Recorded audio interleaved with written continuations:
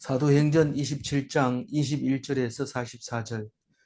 여러 사람이 오래 먹지 못하였음에 바울이 가운데 서서 말하되 여러분이여 내 말을 듣고 그레데에서 떠나지 아니하여 이 타격과 손상을 면하였더라면 좋을 뻔하였느니라. 이제 유라굴로라고 하는 광풍을 만나서 사실은 그 미항에서 베닉스까지 가는 데는 뭐 걸어가도 한참이면 갈 수 있습니다. 근데 베닉스는 서쪽에 그레데 서쪽 끝에 있는 항구고 미항은 이 그레데 가운데 있는 산맥 바로 밑에 있어서 바람이 잔잔합니다. 그래서 미항을 딱 출발하자마자 바람이 남풍이 부는 거예요. 그럼 미항을 베닉스로 가려면 금방 가면 됩니다. 근데 그 베닉스 뒤에 숨어 있던 그 돌풍이 그 배를 헷가닥 돌려버린. 우리가 종이를 바닥에 놔두고 입으로 후 불면 이게 어디로 날아갈지 모릅니다. 이리 갈지 저리 갈지 모릅니다.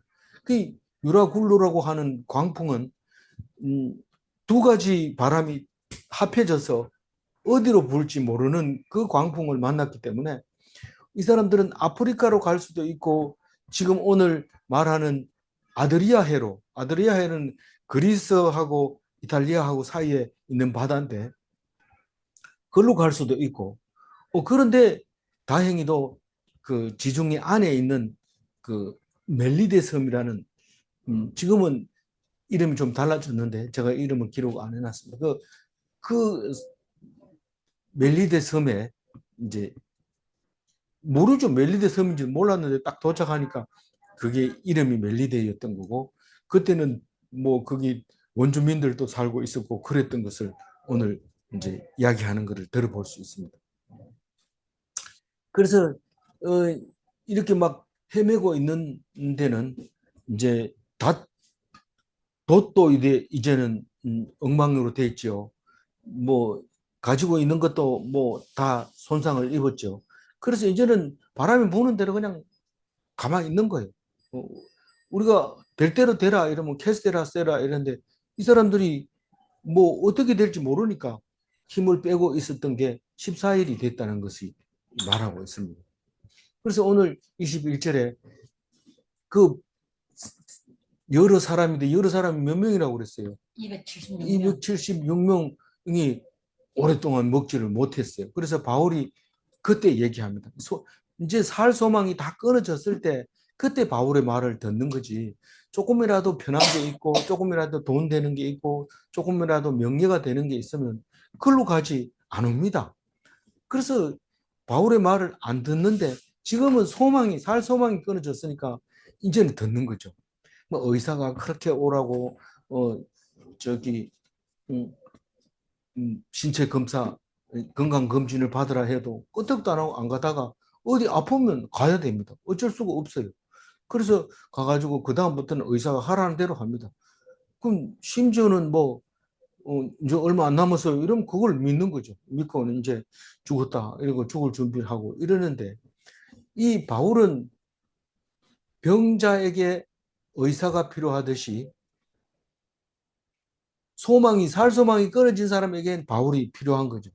그때 이제 그 많은 사람들 앞에서 전부 지쳐가지고 이제는 사느냐 죽느냐 이럴 때 바울이 딱 서서 꼿꼿하게 서서 당당하게 다른 사람은 뭐 살 생각을 안 하는데 이 사람은 왜 죽냐 이런 느낌으로 서서 말하는데 여러분이요 이럽니다. 그러면 귀찮게 누가 얘기해 다 죽어가는데 이렇게 얘기하지만 그러나 정신을 차리고 들어보면 바울의 말을 들어야 되겠다 그런 하는 생각이 듭니다.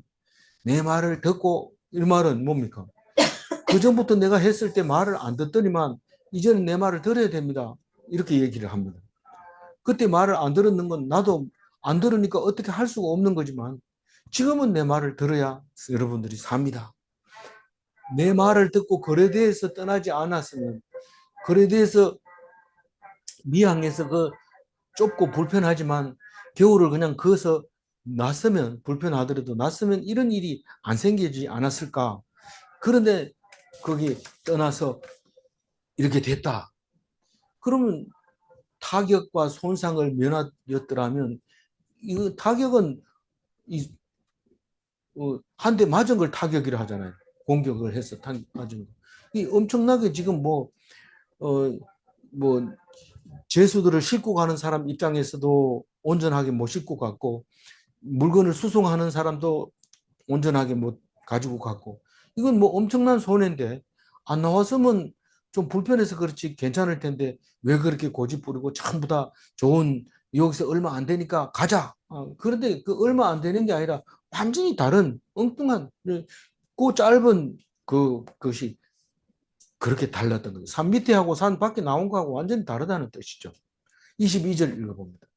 내가 너희를 권하노니 이제는 안심하라. 너희 중 아무도 생명에는 아무 손상이 없겠고 오직 배뿐이니라.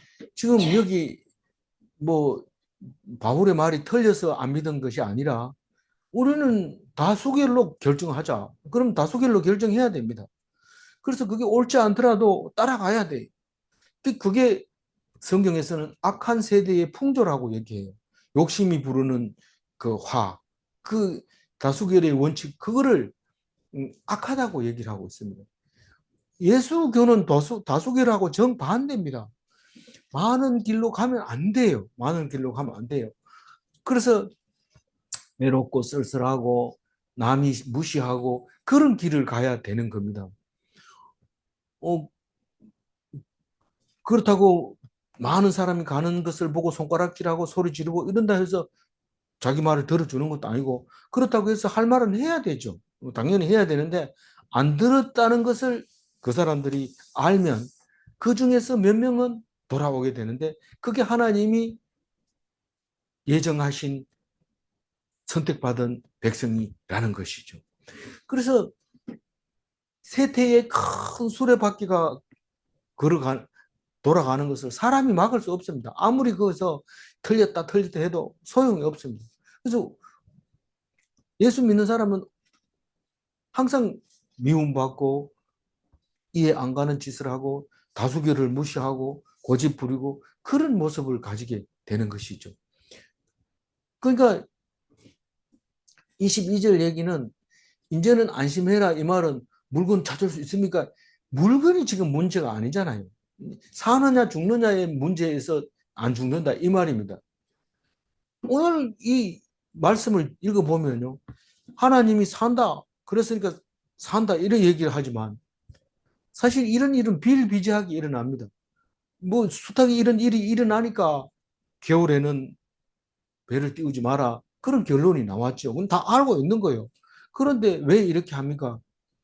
우리가 하나님을 믿지 않는 사람은요, 야, 그 배 타고 있다가 14일 만에 우리가 막 죽었는 줄 아는데 살아났잖아, 이러면서 할 때 어떻게 듣습니까?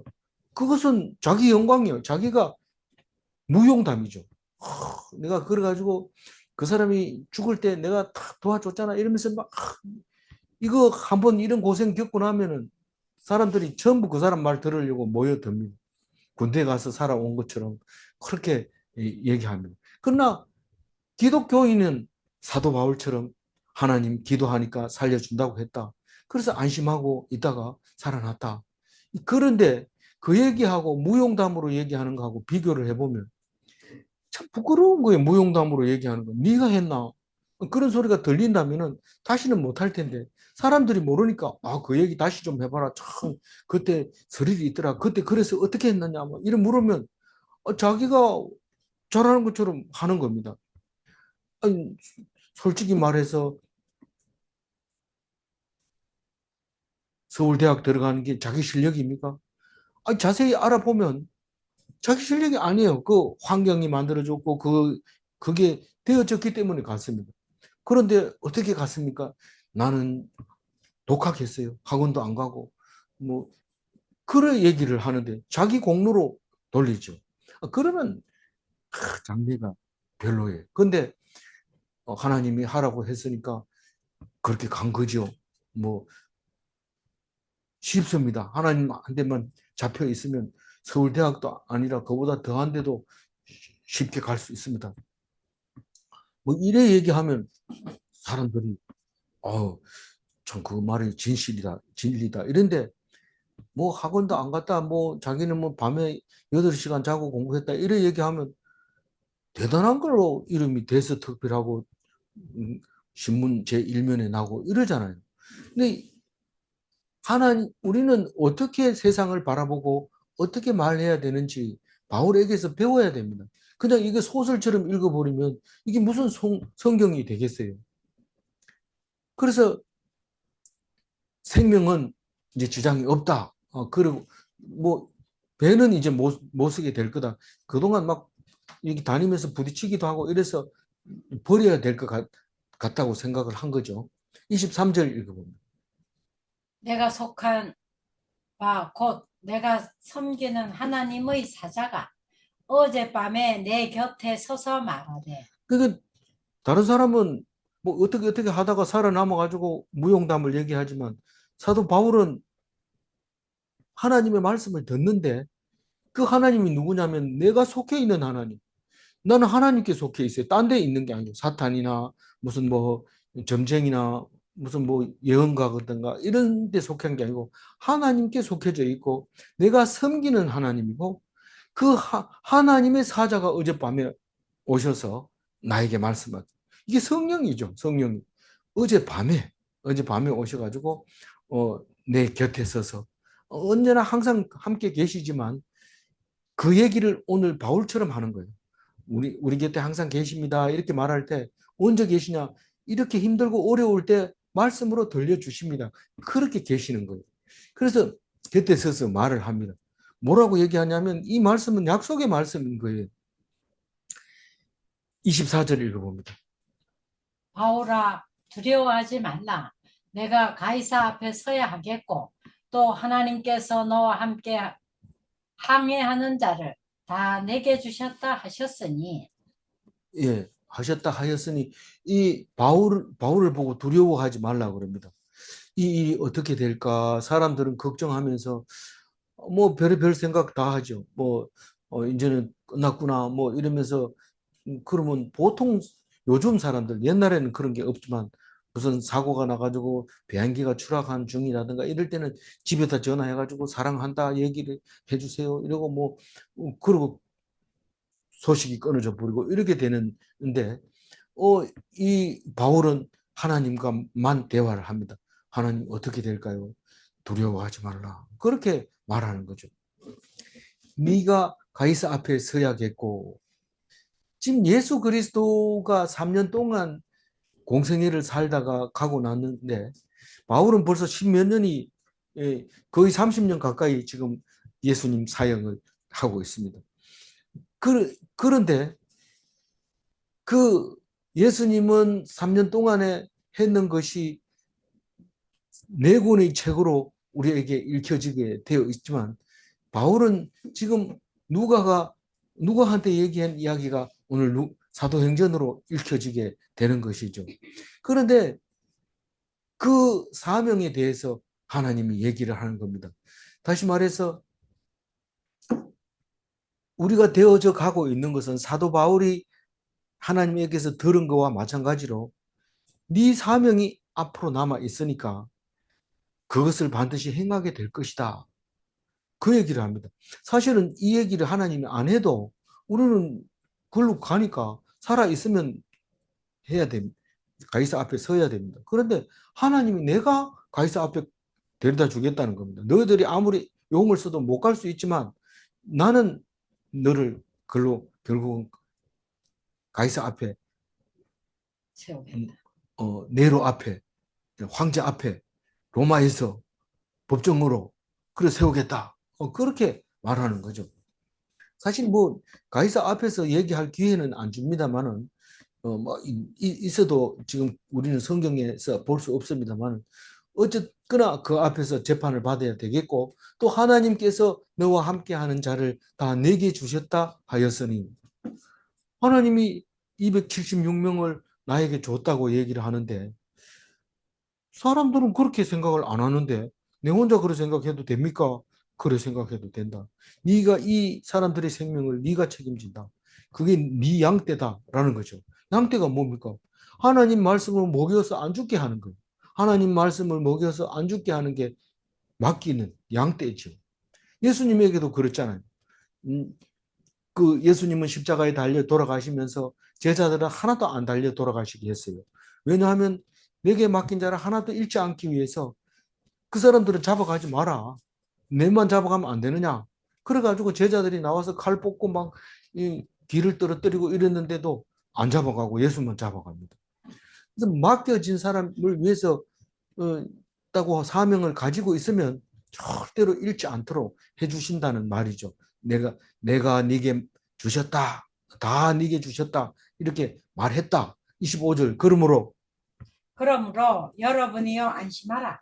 나는 내게 말씀하신 그대로 되리라고 하나님을 믿노라.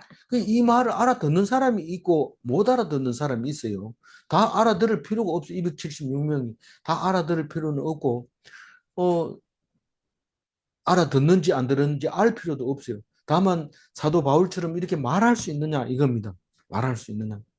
우리 그 교수님 한 분 저하고 이제 같이 은퇴한 분이 수업 시간에 우리 기도하고 수업하자 이러고 기도를 했다는 거예요.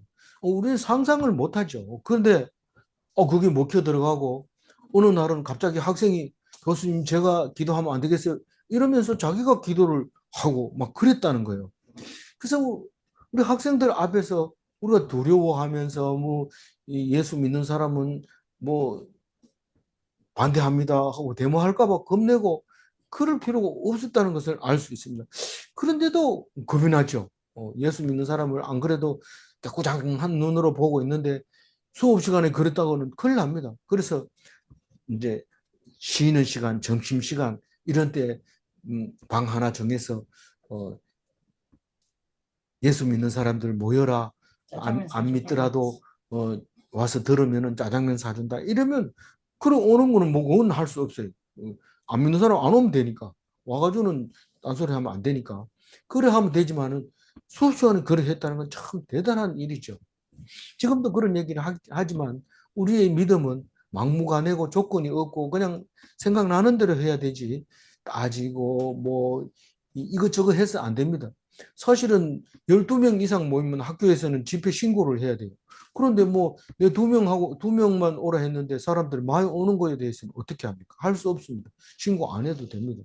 그 신고한다고 또 받아주지도 않고요. 그래서 뭐 그것 때문에 생기는 문제에 대해서는 하나님이 책임져 주시는 거니까. 그래서 그랬는데 여러분 안심하시오 이렇게 얘기하면서 나는 내게 말씀하신 하나님의 말씀이 그대로 이루어지는 것을 나는 반드시 믿는다. 하나님이 하신 말씀 중에 이루어지지 않는 것이 없다. 나는 하나님 하신 말씀이 이루어졌다는 그것을 믿는 것 때문에 이렇게 붙잡혀서 로마로 가고 있는 사람이다. 그렇게 얘기를 합니다. 그런데 그게 전부예요. 그게 전부예요. 그럼 다 믿었느냐, 뭐, 이게 따지는 거 아니에요. 그냥 그렇게, 바울은 그렇게 선포를 했고, 26절 읽어봅니다. 그런즉 우리가 반드시 한 섬에 걸리리라 하더라. 이게 어떻게 알아요? 한 섬에 안 걸리면, 어떻게, 한 섬에 안 걸리면 그게 영원히 그 바다 위에 떠가지고 다닙니까? 바다 위에는 깨끗해요. 왜 깨끗할까요? 그 부유물이나 이런 것들은 다 바닷가에 가가지고 이렇게 있는 거지. 가운데에 있을 수가 없어요. 배는 항상 떠다니다가 그냥 한쪽 어디에 걸리든지 육지에 아프리카에 갈 수도 있고 아드리아해로 갈 수도 있고 다시 그 오던 무슨 섬이요? 베닉스가 있는 섬, 음, 무슨 섬? 어제 섬. 어제 섬. 여기서 방금 얘기를 했는데 어디서 뭐라고요? 그레데 예? 섬. 예, 그레데 섬. 크레타 섬. 그 거기에 가서 걸리기도 하고 어떤 데 뒤돌아가기도 하고 어쩌면은 로마 가까운 쪽에 가서 걸리기도 하고 어디엔가는 걸릴 겁니다. 다만 바람이 적게 불면 천천히 갈 뿐이고 빨리 불면 빨리 도착할 뿐이지 어디엔가 걸립니다. 이게 뭐 안 걸리면 어떻게 하나? 이 믿음이 없는 사람은 영원히 바다에서 죽을 줄 알 그런 생각을 합니다. 그러나 절대로 안 그렇습니다. 하나님은 그렇게 말씀합니다. 뭐 어느 추장은 그분은 기도하면은 무조건 비가 온다 그래서 나중에 알아봤더니 비결이 어떻게 되냐 이러니까 비가 올 때까지 기도한다는 거예요. 그러니까 그 사람 기도는 100번 들어주는 거죠. 27절 읽어봅니다. 열나흘째 되는 날 밤 내가 밤에 우리가 아드리아 바다에서 이리저리 쫓겨가다가 자정쯤 되어 사공들이 어느 육지에 가까워지는 줄을 짐작하고 예, 짐작하고 이 아드리아해는 이 이탈리아와 헬라하고 그 사이에 있는 바다 길쭉하게 장하 D급 모양의 그 길쭉한 바다인데 그게 지금 지난번에 그, 그 유럽 7개국 다녀올 때 보스니아 네움에서 하룻밤 잤는데 그 아드리아 해변에서 이제 그 호텔이 돼 있는데 역사는 뭐 엄청 길죠. 여기 지금 2000년보다 훨씬 더 오래된 그런 도시이죠. 그런데 가보면은 연대를 가늠하지 못해요. 우리나라 역사를 보면은 뭐 아무리 빨라도 뭐 2000년까지는 굉장히 먼데 거기는 아주 오래된 그런 지역들이 있더라고요. 그래서 그 우리가 지난번 갔던데 보스니아 네움에서 바닷가에서 자고 또 크로아티아 두브로니크라는 데가 있는데 거기도 더 남쪽으로 내려와서 바닷가에 있는 도시인데 옛날 도시인데 그 구경을 이제 하고 배를 타고 한 바퀴 돌고 그렇게 왔는데 그 바다 이름이 아드리아해입니다. 그래서 그 대구에는 그 아드리아 예식장이 있잖아요. 그래서 아드리아 예식장 얘기했더니 눈이 둥그렇게 뜨고 그게 무슨 소리냐 이런데 거기가 그 성경에 나오는 일루리곤이라는 데인데 그 일루리곤의 일부 남부 지역을 달마디아라고 했어요. 성경 끝에 가면 이제 바울 서신에도 보면 달마디아가 나오는데 일루리곤도 나오는데 달마디아가 어디냐면 달마시안으로 유명한 개가 있죠. 달마시안이라는 얼룩 전백이 그 개의 그 고향이 그겁니다. 진돗개는 고향이 어디예요? 한국에 있는데 그 중에서 진도라는 섬에 있는 거죠. 유명한 개입니다. 이 한국 진돗개는 지능이 다른 개들보다 훨씬 더 충성심이 강하고 지능이 뛰어난 사람의 마음을 잘 알아보는 그런 개인 것처럼 이 주인에게만 충성. 달마시안이 그 우리 어릴 때부터 이제 소설로 읽는 그 이야기로 동화로 읽는 달마시안 이렇게 이야기가 그 동네에 있었는데 그 앞바다가 그 아드리아 해였어요. 그러니까 이게 북쪽으로 올라간 거죠. 그 아드리아 그 아드리아 바다에서 이리저리 쫓겨다니다가 자정은 됐는지 안 됐는지 모르지만 한밤중에 이제 자정이 됐다는 것은 별을 볼 수 있다는 거예요. 별을 볼 수 있다는 거예요. 우리가 별이 없으면 자정이 됐는지 안 모르는데 별을 보면 북극성이 딱 보이면은 이게 북쪽이라는 것을 알고 또 그게 가운데쯤 오는 걸 기준으로 해서 볼 수 있는데 그게 밤쯤 됐는데 육지에 온 것 같은 짐작이 드는 거예요. 그래서 어떤 육지에 온 것 같다 생각이 되면 뭘부터 해야 돼요? 28절. 물의 깊이를 재봅니다. 물을 재어보니 20길이 되고 조금 가다가 다시 재어보니 15길이라. 뭐 지금 방향이 어딘지도 모르고 그냥 놔두고 있는 거예요. 가다가 이 말은 배가 움직이고 난 다음에 다시 재본 거죠. 20길이라는 거나 한 길은 어른 길을 한 길이라고 얘기를 하죠. 뭐 큰 사람도 있고 작은 사람도 있는데 그게 아니고 보통 그냥 짐작해서 어른 한 길 정도 그게 한 길인데 20길쯤 된다. 어떻게 알까요? 뭐 이렇게 무거운 걸로 이렇게 내려뜨리면은 줄이 길이를 걷어 올리면 이제 그 길을 알 수 있죠. 그래가지고 조금 흔들리니까 가니까 이게 육지 쪽으로 이렇게 흘러가는 거예요. 15길 나오는 거예요. 그래서 이제 어떻게 하면 좋을까요?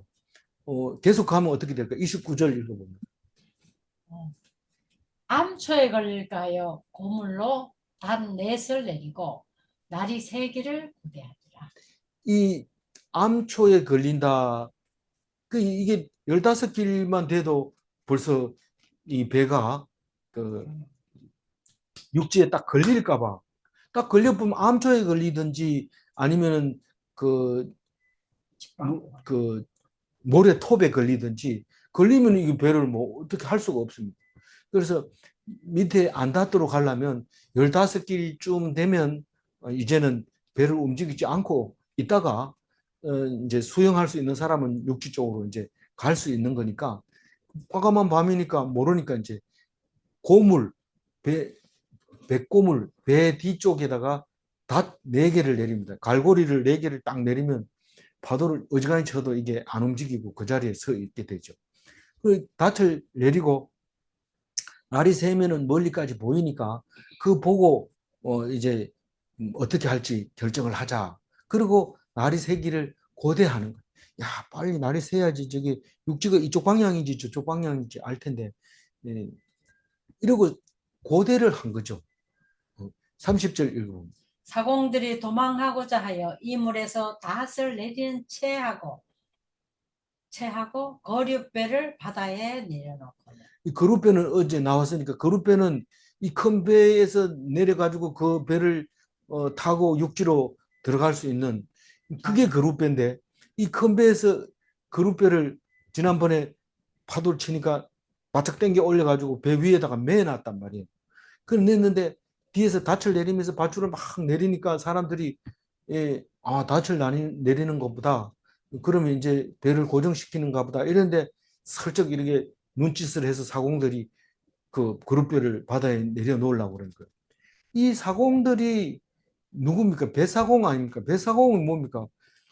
이 자동차로 말하면 엔진입니다.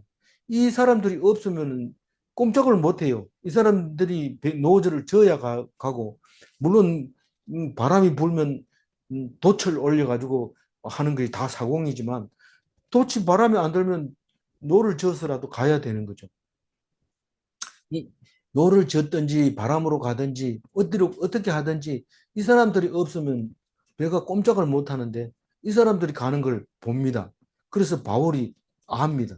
다른 사람은 알아도 뭐 해요? 이러면 닻을 내리는 거야. 이러면 가만히 있지만 이 바울은 딱 보니까 이게 닻을 내리는 게 아니다. 이거 그냥 놔두면 안 된다. 사람이 떼거리로 사공들이 숫자가 많으니까 막 내리니까 못 말렸는데 백부장한테 가가지고 딱 얘기합니다. 31절이고. 바울이 백부장과 군인들에게 이르되 이 사람들이 배에 있지 아니하면 너희가 구원을 얻지 못하리라 하니 이게 사공들이 사람이 많으니까 이 사람 말리면 저 사람이 하고 막 이래가지고 막 하고 있는 것을 보면서 백부장한테 딱 얘기하니까 군인들한테 딱 시켜가지고 어, 이 사람들 없으면 다 죽으니까 무조건 못 도망가게 해라. 이 배만 없으면 못 갑니다. 그러니까 배를 그냥 어떻게 합니까? 32절. 이에 군인들이 거류줄을 끊어 떼어버리니라. 이 그룻배에 달려있는 줄, 이걸 끊어버립니다. 그러니까 어떤 경우에는 이 그룻배가 따라오는 경우가 있고, 맨 밑에 다람해 놓은 게 있고, 배 위에 올려놓은 거, 구명정은 다 배 위에 올라와 있죠. 이제 급할 때만 딱 떨어뜨리는 건데, 이거는 어쨌든지 그룻배를 묶어 놓은 줄을 끊어버립니다. 배가 이제 없습니다. 아무리 이제 배 타고 나가려 해도 배가 없어요. 왜 이렇게 했을까요? 어째 사나 죽으나 한 배를 탄 사람은 한꺼번에 행동을 해야 되지. 사공이 가버리면 나머지 사람들 다 죽어버리니까 안 되잖아요. 그래서 그걸 끊어버리고 좋은 방법으로 연구한 다음에 의견 일치가 돼야 되지. 할 수 있는 사람 다 빠져나가 버리고 나면 나머지 사람들 죽으니까요. 33절. 날이 새어가매 바울이 여러 사람에게 음식 먹기를 권하여 이르되 너희가 기다리고 기다리며 먹지 못하고 줄인 지가 오늘까지 열 나흘인즉 그러니까 이 사도 바울은 어, 모든 사람을 네게 맡겼다. 그럼 사도 바울은 그것을 사명으로 생각하고 여러분 안심하세요. 사실은 그 무슨 일을 당하면 제일 무서운 게 내란이 일어나는 게 분열이 일어나는 게 제일 문제입니다. 사실 역사적으로 보면 분열이 일어나서 스스로 멸망하는 게 수없이 많습니다. 성경 속에서도 보면 그 많은 군대들이 와가지고 가보니까 싹 죽고 다 도망가고 없는데 내분이 일어나가지고 그런 거죠. 그게 뭐 사사시대 때도 있었지만 음, 열왕기 시대 때도 이런 얘기가 많이 나오잖아요.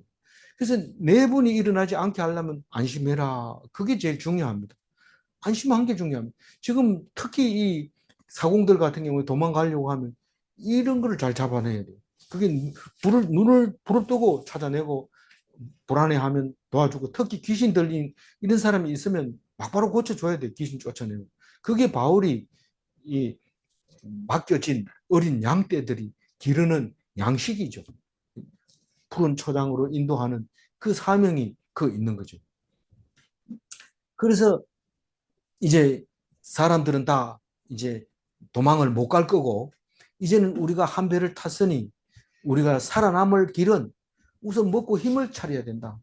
그러면서 이제 14일이나 굶었으니까 먹어야 된다. 헤엄쳐 나가도 먹어야 되고 뭐 밧줄을 하나 당기더라도 먹어야 되니까 있는 음식 다 먹어라. 얼마나 남았을까요? 먹어봐라. 찾아봐라. 찾습니다. 34절입니다. 음식 먹기를 권하노니 이것이 너희의 구원을 위한 것이요 너희 중 머리카락 하나도 잃을 자가 없으리라 하고. 그러니까 머리카락 하나라는 건 뭐 재물을 잃어버릴 게 아니라 너희 몸 생명은 하나도 안 잃어버린다. 그 얘기를 머리카락 하나도 잃을 자가 없다. 그 얘기를 합니다. 그러니까 하나도 안 죽는다 하는데 자기 혼자 살라고 발버둥 치는 사람은 없지요. 다 산다 그런데 오히려 당신 먼저 가세요. 어차피 살 거니까 내 뒤에 갈게. 이러면서 순수대로 착착 가는 거죠. 그렇게 마음을 편안하게 그리고 힘을 얻을 수 있게 먹을 거 다 내놓고 먹으라. 이런데 없을 것 같은데 너무 많이 남아가지고 버립니다. 35절 읽어봅니다. 떡을 가져다가 모든 사람 앞에서 하나님께 축사하고 떼어 먹기를 시작하네.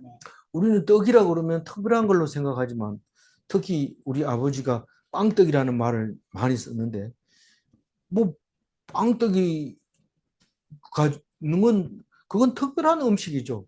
그런데 밥입니다. 밥. 그런데 이 사람들의 밥은 우리처럼 쌀을 쌀로 밥을 만들어서 따뜻할 때 먹는 그런 밥이 아니고 빵을 만들어서 이 언제든지 먹을 수 있는 바게트 빵 그런 것을 말하는 거죠. 그게 양식이죠. 그걸 찾아내 가지고 사람들 어, 가지고 오니까 그냥 뭐 있는 대로 먹으라 이러면 자기 혼자 배불리 먹고 이게 아니고 얼마 있든지 가져와라 이러고 딱 앞에 갖다 놓고 예수님처럼 언제 오병이어의 기적을 일으킬 때처럼 떡을 가져와 가지고 그 앞에 놔두고 손을 들고 하늘을 우러러 하나님께 축사하고 떼어 먹기를 나눠줘서 떡을 먹게 되는데 이 그 축사라고 하는 게 뭘까요? 그러면 뭐 우리 축사 어떤 거 축사라고 그래요?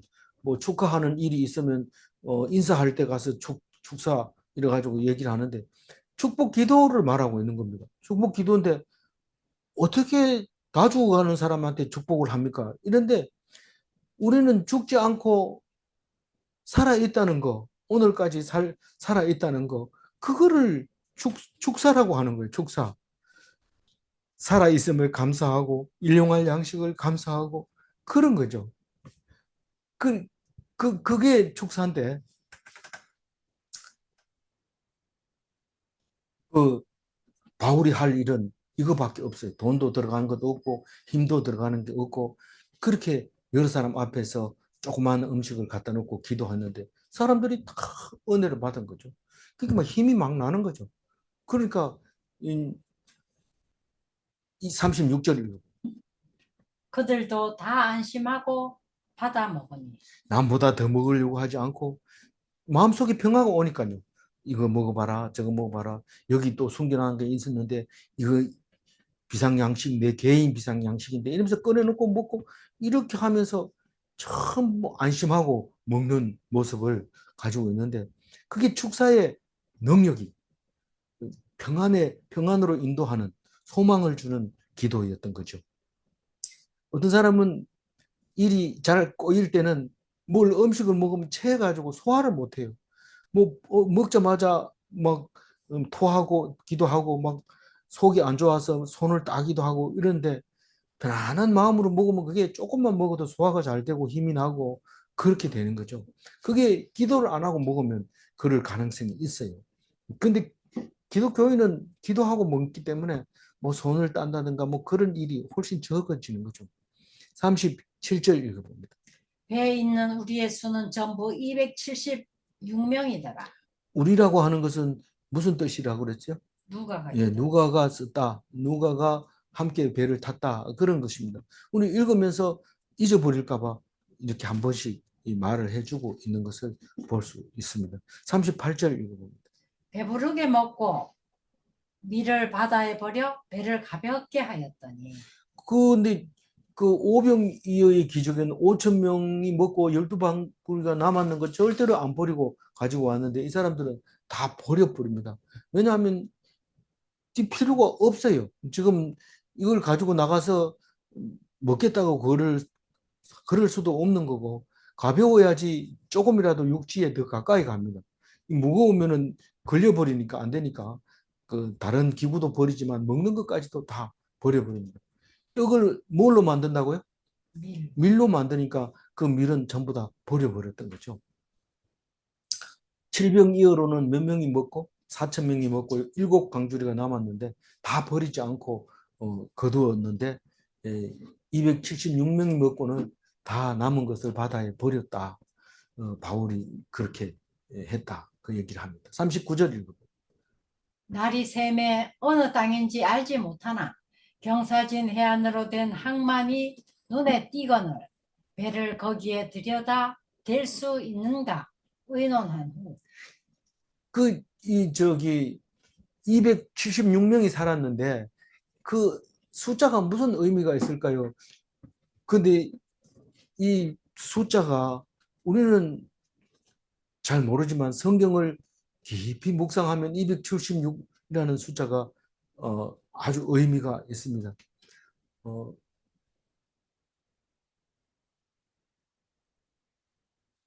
153마리의 의미가 있는 게 있죠. 그거는 뭐 성경 속에서는 그게 의미가 없습니다만은 그 숫자로 말미암아 크게 그 부흥하게 된 모나미 볼펜에 153이라는 숫자가 있는데 276명에 대해서는 별로 나오지 않아요. 예수님만 깊이 연구하고 바울에 대해서는 연구를 안 해서 그런 기적이 안 일어나지 않았는가. 뭐 그렇게 생각할 수 있는데 버스에도 276번은 없더라고요.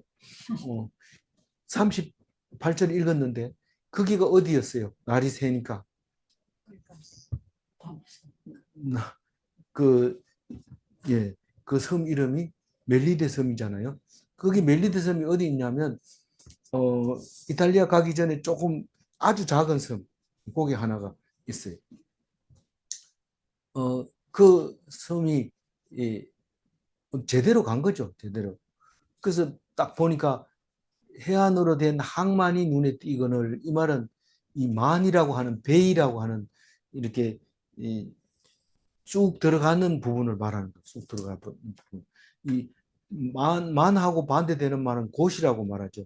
삐죽 튀어나온 것을 곧이라고 그러고 꽃감 할 때 곧, 꽃이라고 할 때 곧 그 곧자를 쓰고 이거는 만이라고 해서 쑥 들어간 거 영어로 베이라고 하는데 그게 눈에 보이니까 저기다 대자 그렇게 의논하는데 될 수 있을까? 뭐 뱃사람들이니까 의논해보면 답이 나오죠. 40절 읽어봅니다. 닷을 끊어 바다에 버리는 동시에 키를 풀어 늦추고 돛을 달고 바람에 맞춰 해안을 향하여 들어가다가 그게 바람이 지금 어디로 부느냐에 따라서 결정해야 되고 그게 그 만이 깊이가 있는 만인지 아니면 모래톱이 있는지 또 바위로 되어 있는 건지 그거를 판단을 해서 그래서 이제 닻을 왜 끊었냐 이러면은 그 사람들의 판단이 그런 거예요. 그거는 우리가 모르죠. 배를 어쨌든 가볍게 하는 건 확실해요. 닻을 끊어버린다는 거. 덜 올려놓으면 그게 그래 무겁나? 닻이 무겁더라고요. 엄청 무겁더라고요. 그게 끌어올리는 게. 그냥 사람 손으로 못 끌어올려. 배가 크면 클수록 점점 무겁기 때문에 그걸 아예 끊어버리고 배가 자유롭게 움직일 수 있도록 가볍게 하고 키는 방향타를 말하는 거죠. 키를 이제 어디로 할 건지 그거를 우리가 마음대로 하면 잘못하면 딴 데로 갈 수 있어요. 키를 잘못 누르. 그러니까 풀어버리면 자유롭게 그냥 움직이는 거예요. 배가 바람에 불기만 하면 바람 가는 대로 가는 거예요. 그래서 앞으로 가든지 뒤로 가든지 옆으로 가든지 뭐 바람 가는 대로 가자. 그렇게 결정을 내리고 돛을 달았어요. 바람 가는 대로 가려면은 돛이 있어야 되니까 돛을 달고 항만 쪽으로 불었다는 뜻이죠. 돛을 달았다는 것은. 41절 읽어.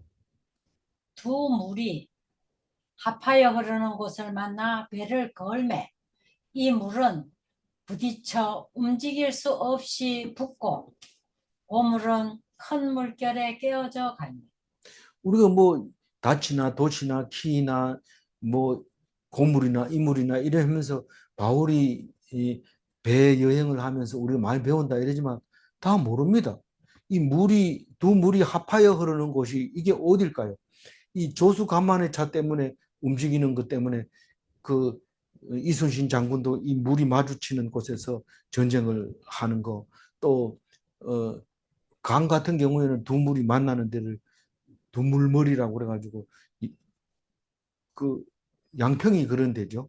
그런 데도 있고. 근데 하여튼 물이 마주치는 곳에 딱 가면 배가 어디로 갈지는 모릅니다. 근데 그곳에 흐르는 곳을 만나버린 거예요. 배가. 그러니까 앞쪽 이물은 앞쪽 뱃머리입니다. 뱃머리가 그냥 쾅 부딪혀 버린 거예요. 그 육지에 부딪혀 버려서 뱃머리는 이제 꼽혀 버린 거죠. 바위에 얹혔는지 모래톱에 걸렸는지 그건 알 수 없고 앞은 지금 꼼짝 못 하고 있고 뒤에는 지금 바람이 불어서 이리저리 흔들리면서 배가 파도를 치니까 뒤에 약한 데는 막 깨져 나가고 뒷고물은 뒷고물 배 뒤쪽을 말하는데 거기가 깨져 갑니다. 그럼 이 계속 있으면 가라앉을 수 있어요. 그러니까 이제는 오히려 이제 꼼짝을 안 하니까 육지는 보이니까 어차피 헤엄만 쳐서 가면 살 수 있는 겁니다.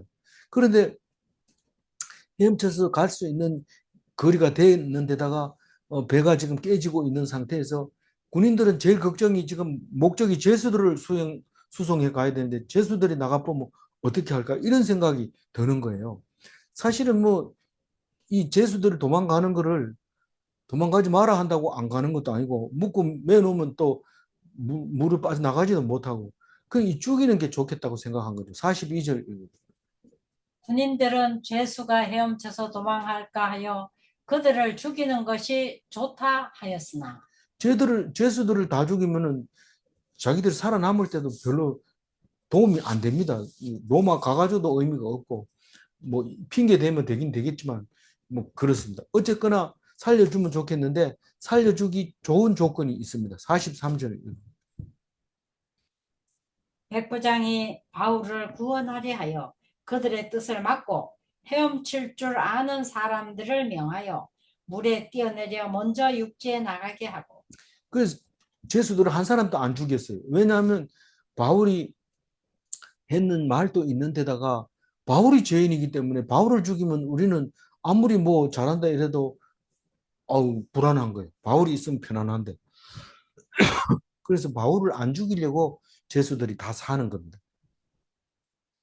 그래서 그 헤엄칠 줄 아는 사람들은 다 물에 뛰어내려서 가까운 육지 이걸 가라. 그렇게 나가게 합니다. 그럼 죄수들이 딴 데로 가겠어요? 그걸로 가죠. 그것도 섬인데 뭐 도망갈 데도 없어요. 그래서 죽으라고 이제 육지에 도착해서 헤엄쳐서 가고 그리고 남은 사람은 어떻게 합니까? 44절. 그 남은 사람들은 널 조각 혹은 배 물건에 의지하여 나가게 하니 마침내 사람들이 다 상륙하여 구조됩니다. 뭐 이거는 자세하게 안 썼습니다만은 그 파도만 안 치면 세게 안 치면 수영해서 나갈 수 있고 또 배에 물건이 가벼운 것들이 많이 있습니다. 뭐 그 널빤치 같은 거 이런 거 타고 나가면 되고 또 뭐그 그릇 같은 것도 이런 것도 떨만하는 물건들이 있으니까요. 그런 거를 가지고 요즘은 뭐 스티로폴 같은 거 많이 배에도 싣고 다니는데 그런 거 타고 이렇게 한 사람 한 사람 이렇게 나면 276명이 다 살아남게 됩니다. 그래서 100% 멜리데 섬에 도착을 합니다. 그래서 내일은 멜리데 섬에서 로마까지 가는 이야기가 나오는데 거기서 바울이 또 활약을 하게 되죠. 어려운 상황에서는 늘 바울이 눈에 나타나고 또 평화롭고 또 배부르고 또 사람들이 욕망에 들끓어 있을 때는 바울이 별로 힘을 못 씁니다. 뭐 아무 쓸모가 없습니다. 그래서 바울은 늘 약할 때 강함 주시는 예수님을 믿었던 거죠. 44절 읽고 마무리하겠습니다. 그 그 남은 남은 사람들은 사람들은 늘 늘 조각 조각 혹은 혹은 배 내 물건에 물건에 의지하여 의지하여 나가게 나가게 하니 하니 마침내 마침내 사람들이 사람들이 다 다 상륙하여 상륙하여 구조되니라. 구조됩니다. 바울에게 맡겨진 자는 남김없이 다 구원을 받습니다. 하나님의 약속은 이루어집니다. 질문합니다. 조난 당한 배에서 수영을 하지 못해도 구조되는가? 방법이 있습니다. 질문 구원은 자력으로 하는 자력으로가 아니라 하나님의 은혜로 되는가? 예. 우리가 어, 잘난 체하고 또 무용담을 이야기하지만 그렇게 해서는 안 되고 하나님께 영광을 돌려야 된다. 그런 말입니다. 아무쪼록 하나님께서 다 계획하시고 또 말씀하시고 그것을 이루어 가신다는 것을 기억하고 세상 일에 두려워하거나 떨거나 또 의기소침해서 곡기를 끊는다든가 그런 짓을 하지 말고 당당하게 소망을 가지고 기쁜 마음으로 잘 먹고 건강하는 참된 그리스도인이 다 되시기 바랍니다. 기도하겠습니다. 하나님 감사합니다. 사도 바울이 어려울 때 능력이 나타나듯이 우리에게도 어려움을 당하지 않게 하여 주시고 당하게 되면 하나님이 함께하여 주셔서 말씀으로 약속하시고 말씀을 이루어 주시기를 간절히 부탁드리오니 우리가 참된 그리스도인이 되게 하여 주옵소서. 바울도 함께하여 주시고 예수님도 함께하여 주옵소서. 감사드리옵고 우리 주 예수 그리스도 이름으로 기도 올리옵나이다. 아멘.